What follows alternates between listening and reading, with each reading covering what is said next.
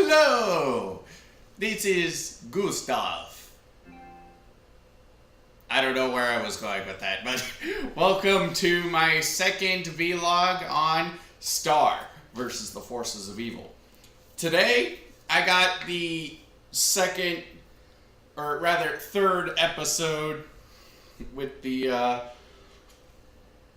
excuse me, I just ate dinner. Second, third, whatever episode.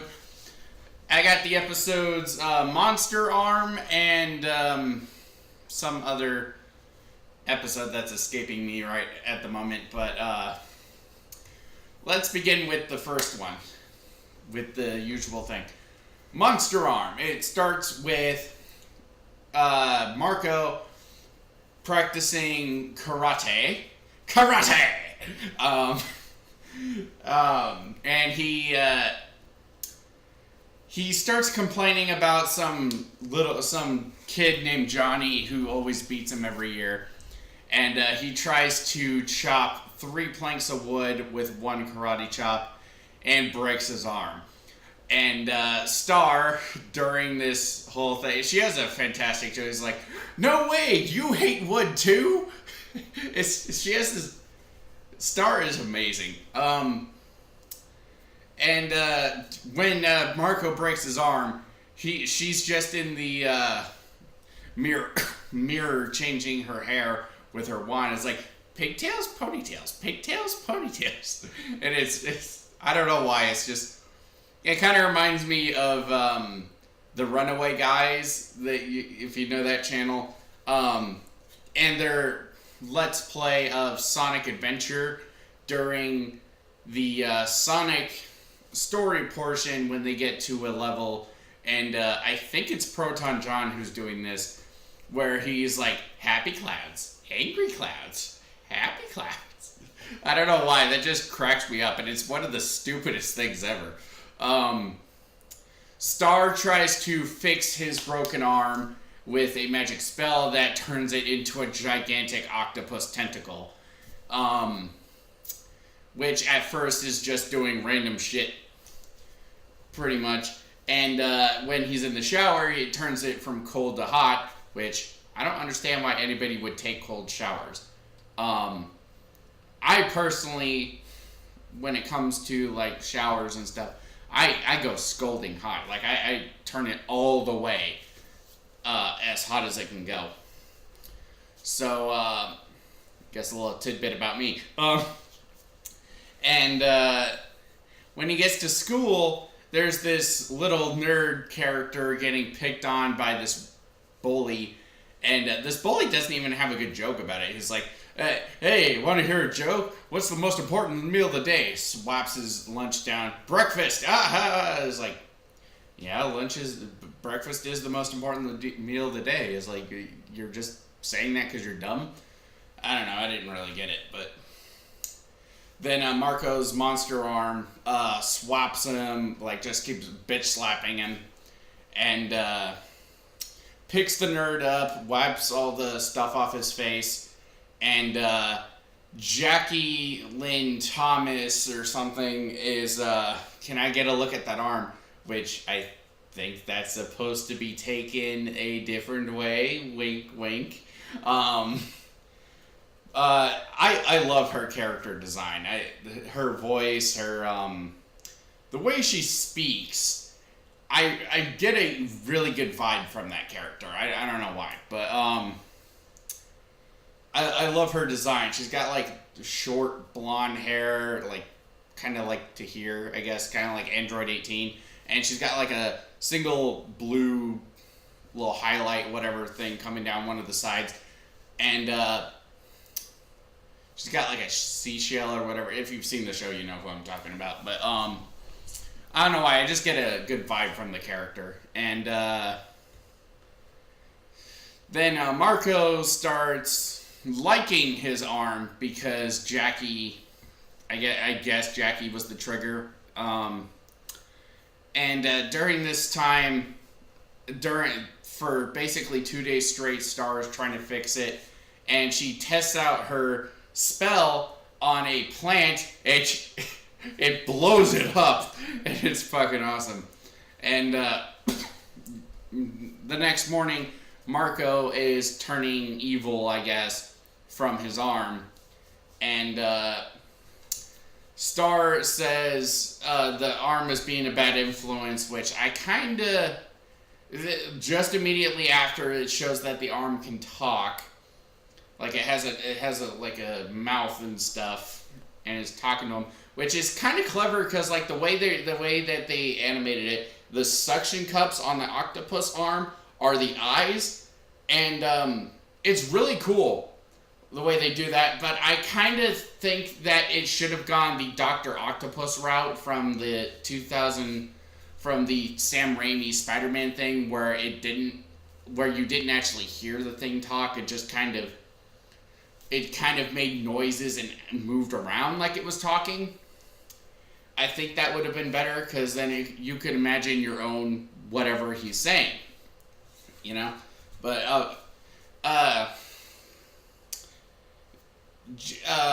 we join Marco at the karate tournament or match or whatever, and meet his rival, which is like a little 8-year-old kid, which is hilarious.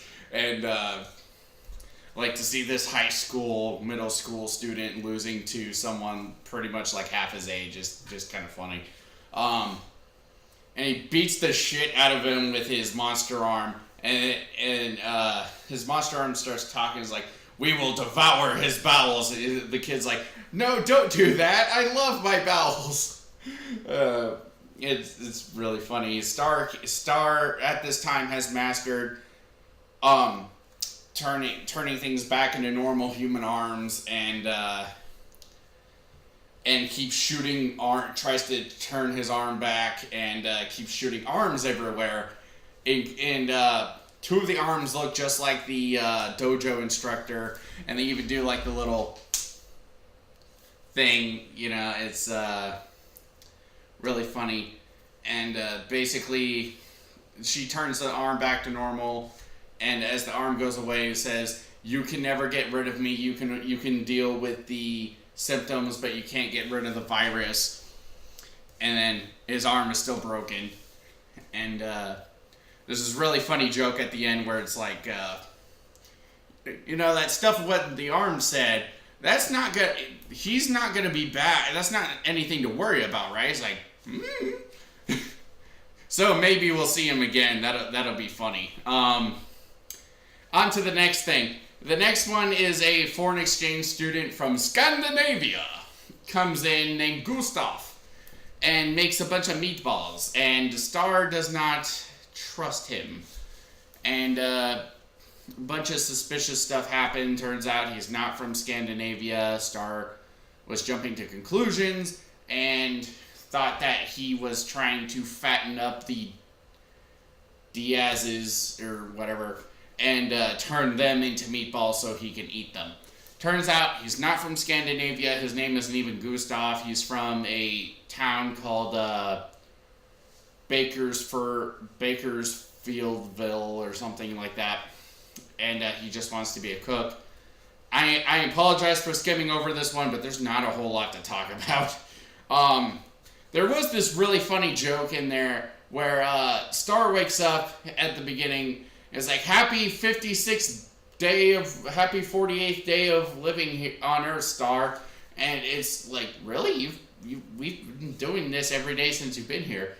And I'm just kind of wondering, if this wasn't a cartoon, how could any family afford cake, party hats, a new fucking banner every fucking day? Like, these people have got to be rich or something. But that's cartoon logic. I'm probably reading way too much into that. Now on to my thoughts. The second part of that episode, it's funny, but it kind of dragged for me. I hear it does get better as soon as they introduce the quote-unquote real villain, which I have seen the real villain, and he is awesome from what I've seen, and I'll get to that. Well, real quick, I gotta say this. I love the opening of this theme. It took a little. Bit of acquiring the taste, pretty much, but I love the music in this show. Very video game like, and the theme of the show I really like. It's a lot like a magical girl anime, kind of like how Avatar: The Last Airbender is basically an American take on the action adventure road travel series. Like original Dragon Ball, for example. I know there's more, but that's just one that comes to mind. Or something like One Piece. So I love the animation in this series, but there are some times where it's just like when they're just waving their arms really fast back and forth. It looks a little weird, but I like how when Star has her hair, like when she doesn't brush it, her hair forms devil horns, which is funny. And I can't believe this is from Disney. That's the thing that shocks me the most. If you told me that Disney was responsible for making a character who wears devil horns all the freaking time, and there's this one really funny running joke. I think it's a running joke throughout the whole series. That in the first episode, I forgot to mention this in my vlog of it, but Star conjures puppies that have laser vision, and they shoot lasers all the freaking time. Apparently, they live with the Diazes, and that just adds a little bit more to the what the fuckery is going on here. Why are they keeping laser eye shooting puppies and whatnot? It's hilarious, but what the hell was I getting at before I said that? The music, I think it's really good. It's very video gamey. Like the opening theme is like I don't know. I'm you could call me tone deaf, but I'm not. I just have a really fucked up memory, so I'm not remembering it right. But I'm from another dimension. It's very energized and very it's very Adventure Time is how I would put it. It seems like a little bit of it has that Adventure Time flow and a little bit of Adventure Time what the fuckery, but it has the groundedness of Steven Universe, which I think is really cool. Star reminds me a lot of Amethyst from Steven Universe, which is really cool because Amethyst is a great character in Steven Universe. Not my favorite, but she is a great character. She has probably some of my favorite lines, which I will probably get to whenever I start vlogging that series, which, given my crappy memory, I might be doing sometime soon, so stay on the lookout for that. But on to watching the next episode of Star vs. the Forces of Evil. So, as they say in Scandinavia, I will see you next time. Hasta la vista, baby.